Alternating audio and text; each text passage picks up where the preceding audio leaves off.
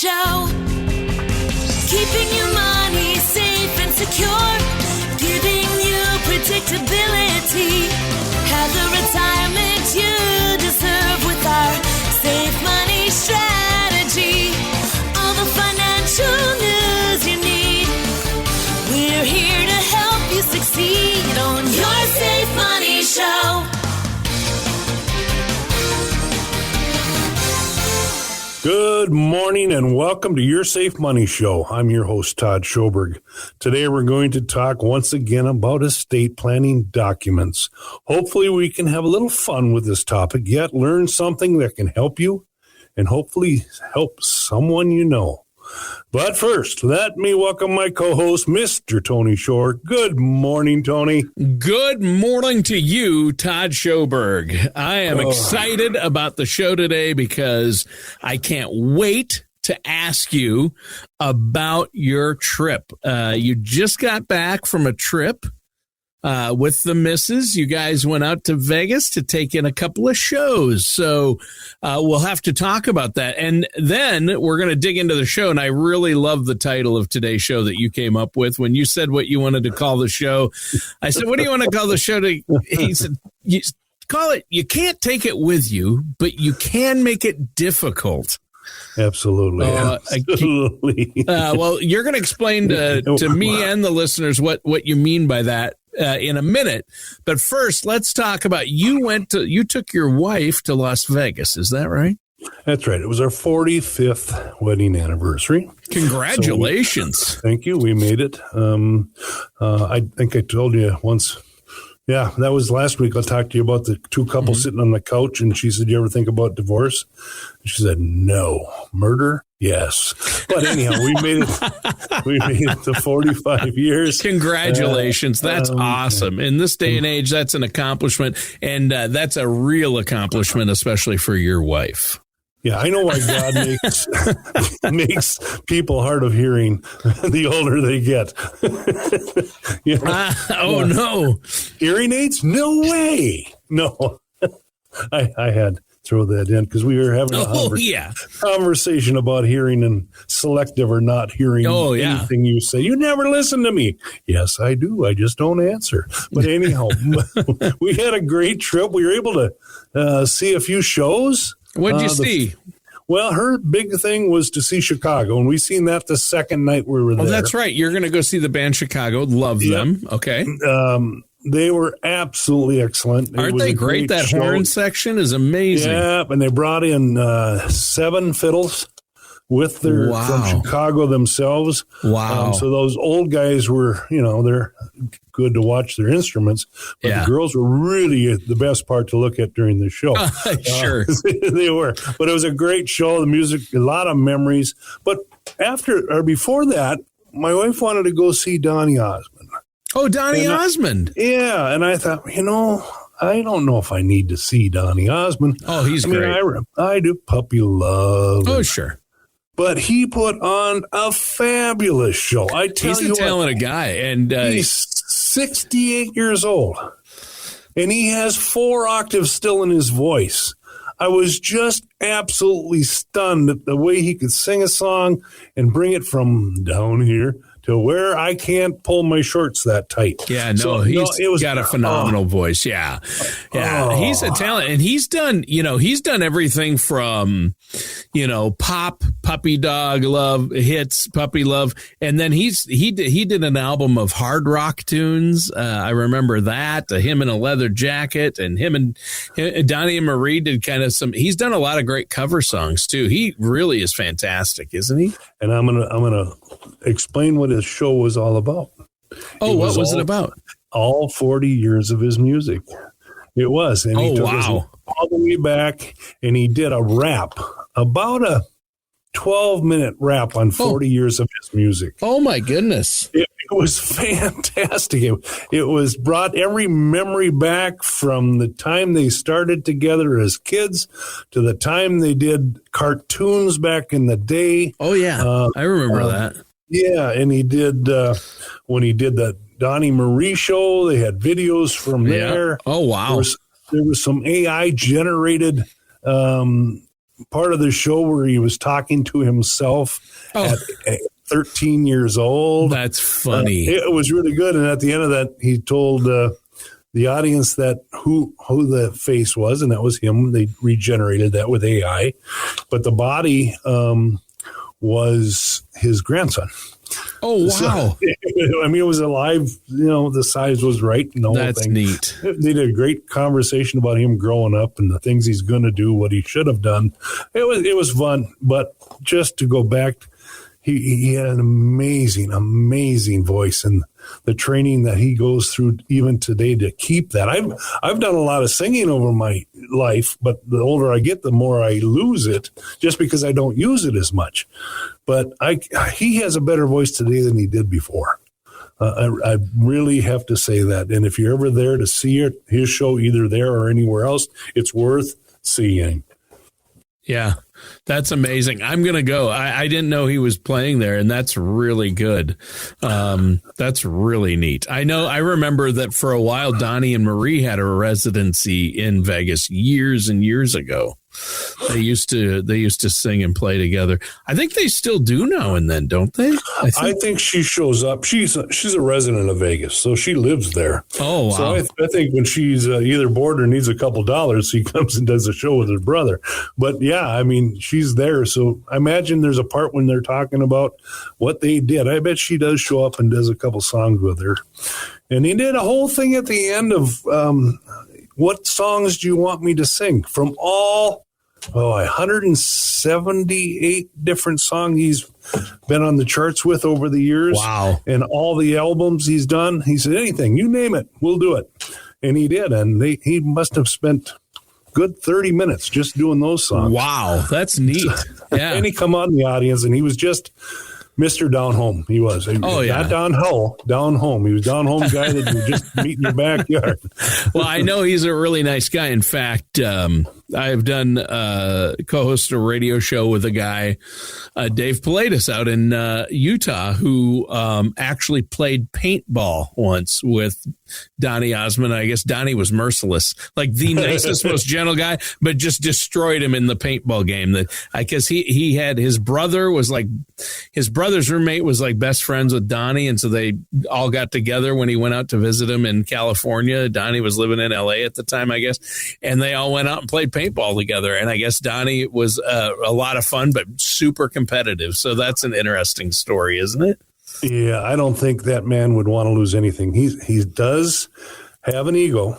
I mean, he knows what he's done. Oh, sure. Oh, yeah. And sure. I get that. But that's how a person gets that way, too. You got to be up front. You got to be going after all nice. the time. I've known people that have worked with him. And, I used to live in Nashville and did radio promotions for some artists. And whenever I've never met him, but when his name would come up, they're like one of the nicest guys in the world. Like, I guess he's just so much fun.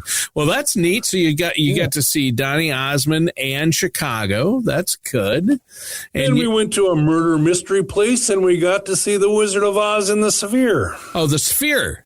The Sphere. Yes. How was this? Tell me how Wizard of Oz in the Sphere was. How do you like the Sphere?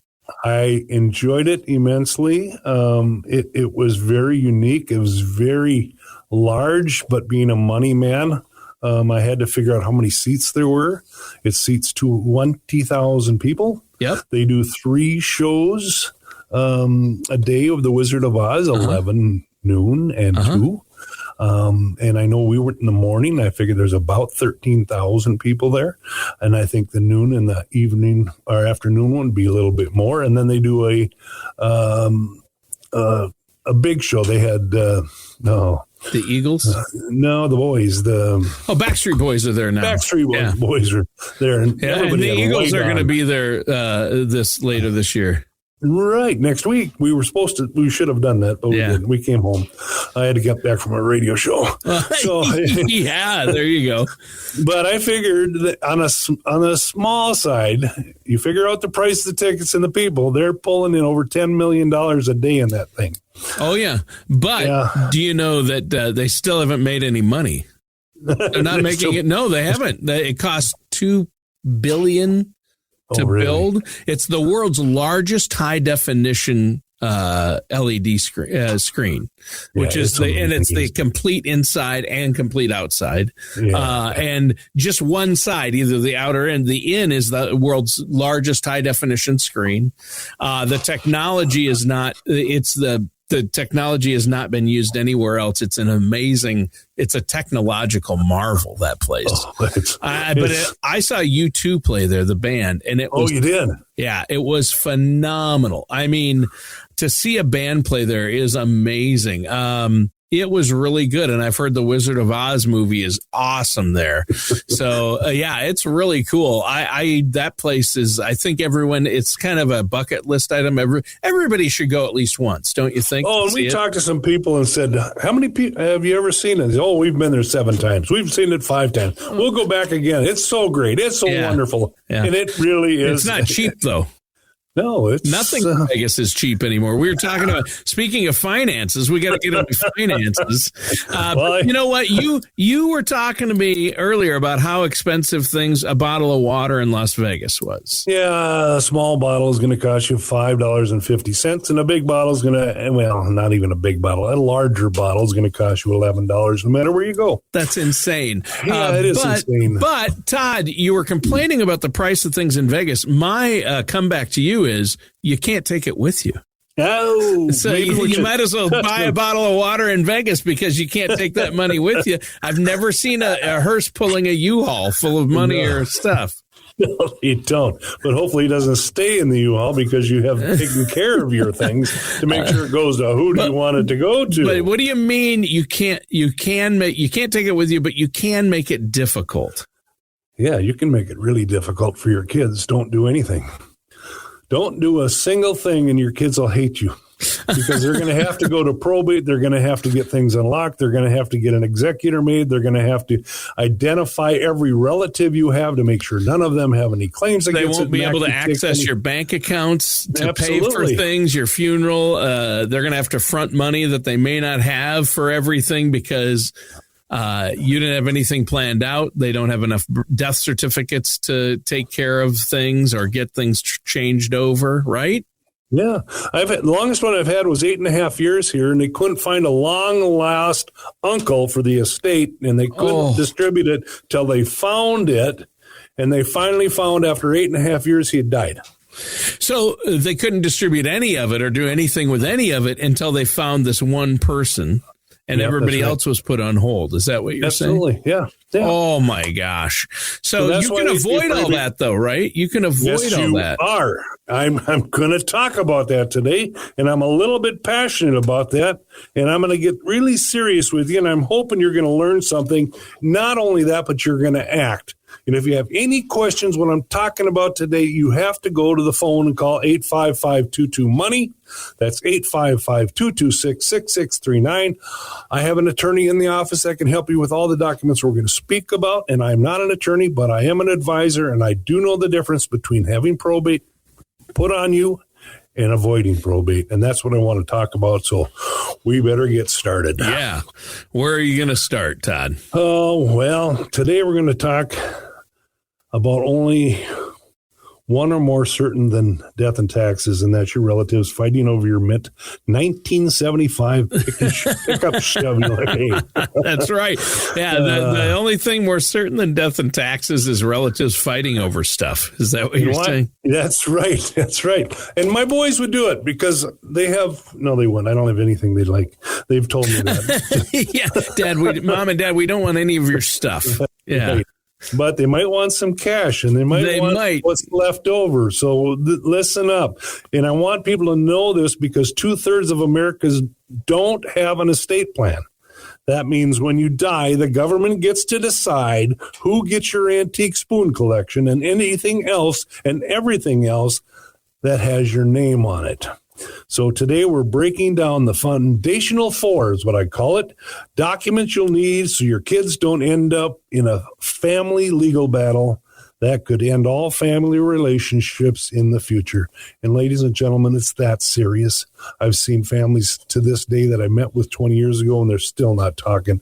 Matter of fact, I've talked to people that got together after it, and when I've seen them together, maybe at a funeral, and they said, I don't even remember what we were arguing about, but we still don't talk to each other. So yeah, it can create family disharmony. If you don't have clear communication before you pass, you say, oh, no, my kids, our family's tight. They love each other. Well, my dad and his brother aren't talking to each other, and they won't ever again because my grandfather didn't make it clear they both thought they were supposed to get. It's funny you mentioned the truck. Honestly, they both thought they would get the truck. That's what it was about. I mean, the farmland worth way more was divided. Nobody had a question about that. The truck. Truck did it. It's all it and did. it wasn't even an antique truck or a mint Chevy 75. It was just a truck. Yeah. And one came and took it after, like, the week after my grandpa died. My dad got up and it was gone off the farm. His brother had come and taken it. Oh, and he's like, wait, we haven't divided anything up yet. That wasn't in the will that you got that. And Dad told me I could have that. And the other one claimed Dad told him he could have it. Can't you see, ladies and gentlemen, the importance of a couple simple things? And that's what we're talking about. We're not talking anything really dramatic. We're talking about having your documents in place. And communication, right? And communication, absolutely. Yeah. Family meetings are great. Don't do it after you're dead because you don't have a word to say about it. Yeah. Yeah. You just can't. So anyhow, we should start with something. Which one should we start with? Well, you were going to, yeah. I mean, you have some examples and of things like this, right? I mean, yeah. So let's start with the last will and testimony. Okay. Sure. It's the classic. Your will. Yeah, it's probably the foundation. Your will is your voice from the beyond. It tells the world who gets your assets. More importantly, who gets the kids? Right. Without one, state law decides, and trust me, the state doesn't care if you want your estranged son to only inherit a dictionary to find the word sorry that he never used in his whole life. Without a will, that state's going to determine who gets that stuff. Yeah. I've seen some weird ones out there. Yeah. I'm going to just go on this one. Years ago, we went on a trip. We were young and we had 3 boys. And that woke me up and said, what would happen if we fly in the ocean and don't come back? So I had that done my oldest is going to be 44. Wow. So, you must have had your first child when you were about 15 then? Or? Yeah, thank you very much. Thank you very much. So it's important. You don't want the state involved with your stuff. Right. So document it, get a will in place. If you have younger kids, you have to have a living will in place. That's imperative. But even if you're older, update your will. Oh, I did a will when we first got married in our 30s or 20s, or we got together when I was 40. Well, how old are you now? 67. Well, you did a will when you're 40. I guarantee you something's changed in those, all those years, right? It's true. I've seen some weird ones too over the years of who gets what.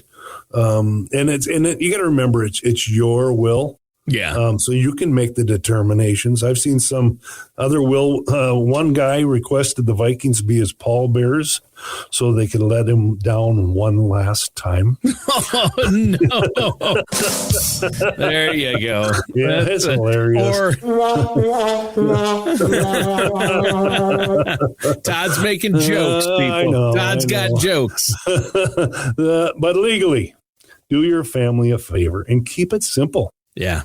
Name an executor, someone you can trust, not just a sibling, the best sibling that won Monopoly when we played games. No, right. Your executor should be the person that will ensure your wishes happen the way you want them to happen. Yeah. So think it through. Put some thought into it and make some sense out of it. Yeah. And then, okay, so that's the will. Now, something I've heard a lot about lately, and I've heard that you need this, and this is something I did because of what I saw happen with my grandfather and his 4 kids, and that's a trust. Sarah and I have gotten we put everything in a trust. Yeah, and some people say it's the right thing to do. Some people say it doesn't need to. Depends on your situation, though, doesn't it? But if you don't use a trust, you better have a good beneficiary system and a will with it. And lock solid. Beneficiary designations can do it, too, but you have to make sure they're updated and everything you have has a beneficiary, right? Yep. I just had a couple in yesterday that came in, and their husband and wife, they have quite a few assets. And we were talking about, do you have your documents done? I said, I'm doing a radio show this week, and I'm going to give it all to you right now, because they said no, they didn't have anything done. They're 65 years old, haven't done a thing. But here's more important, is that they don't have any kids. Sure. So they have all this money and this stuff, and they have charities, and they want things to go here, and aunts and uncles and nephews.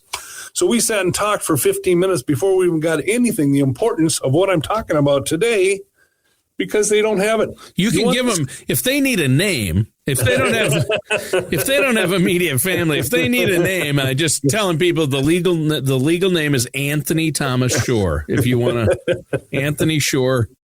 That's Shore. I'm just kidding. But yeah, that's 65. That's, people think put things like this off. And people don't understand that you can put a beneficiary designation on a home. You can put it on a bank account, a checking account, a savings account. You need beneficiary designations because those take precedent even over what's said in the will, right? Yeah, that's contract law. So that can't be contested. Beneficiaries are the beneficiaries. So that's what it is. And I always tell mine, you can put my name in your will. And if you don't really want me, you can make your beneficiaries strong and take me off by doing that. But otherwise, just let everything come. I do what you say right there. Tell them what options they have, what good options they have, on who they should give their money to. But this is a serious thing. Yeah. And we're going to get into the rest of them, but maybe I'll use them as an example as we work through this. But the next thing is the revocable living trust. Yeah. And people think, like we said, they think it's for gold-plated yachts and millionaires, but really it isn't. The trust is for anyone who wants to avoid probate, the legal equivalent of waiting in line at the DMV for 2 years. Yeah, you don't want to go to probate, or you want to try to avoid it anyway, because it can take time and it can tie up your money. Like you said at the beginning of the show, the guy, they waited 11 years looking for a guy or whatever it was. Yeah. 8.5 years. 8.5 years, whatever it was. I think Prince's estate is still in, some of it's still in probate. They still haven't figured it out. Some stuff is being contested. So they've distributed some, but some of it may never get done. I don't know how they're going to tell the difference or who owns Cousins came out of the woodwork because he was younger, when he died than a lot of folks, and he didn't have anything. It was tough. Absolutely. A trust is kind of like a bucket. You can put your house, your bank account, and other collections while you're alive, okay? And it's revocable. Remember that word, revocable. Sure. That means you can change it. If you buy a new house, you can put the new house in it, take the old house out. If you get different bank accounts, you can put the new bank accounts in, you can take them out. You can totally wipe out that trust if you want to and just use a will if you have other ideas like giving Tony or me some of it. So once it's gone, it's gone. We don't have to worry about it. But when you're gone, you need a successor. And that trust is a trustee, and he just hands out your bucket of stuff to whoever you wanted it to go to. No judge, no waiting, no screaming in terror, and no family fights. There you go. That's what a trust will do. If you have, somebody once told me years ago, if you trust your kids, you don't need a trust. If you don't trust your kids, you need a trust just to keep the family happy. Sure. So just think about that a little bit. But I like that. There's a little bit of truth to that. And then, of course, next we have what's called the power of attorney. And we've all talked about it. We all say we should have one, but a lot of people go without it. Everybody should have a power of attorney. I've seen what can happen if you don't. With my parents and my grandparents, you have to. Absolutely. So if you aren't gone yet, like the English there, if you're not gone yet or dead, but you've had a chemical imbalance, or maybe now you can hide your own Easter eggs, someone is going to have to make the decisions for you. Yeah, true. Plain and simple. They have to make those decisions for you. And that's where the durable power of attorney comes in. There are two kinds. There are financial POAs or power of attorney. This person pays your bills and manages your investments when you can't. Now choose someone who is good with money, not someone who thinks crypto is a brand of dog food. Make sure you know what's going on and how they're going to spend that money, and they're going to do the responsible thing for you.